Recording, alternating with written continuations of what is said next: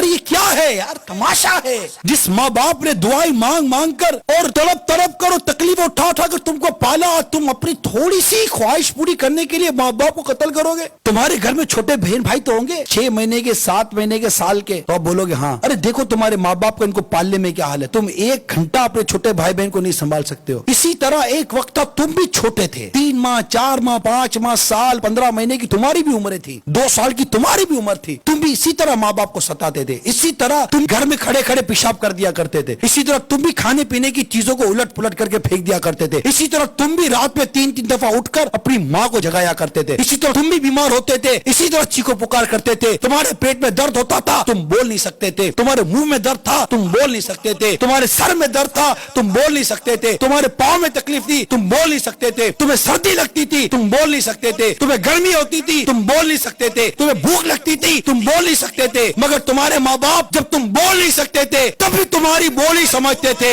آج جب تم بولتے ہو تو ماں باپ کو بولتے ہو تم ہماری بات سمجھتے نہیں. ارے تمہارا ماں باپ اس وقت بھی تمہاری بات سمجھتے تھے جب تم بول نہیں سکتے تھے. آج جب تم بول سکتے ہو تو کیا تمہارے ماں باپ تمہاری بات سمجھتے نہیں ہوں گے؟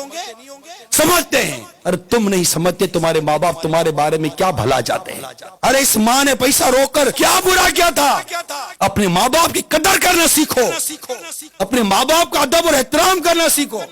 اگر ماں باپ کو ناراض کر کے مر گئے، یقین مانو مر جاؤ گے.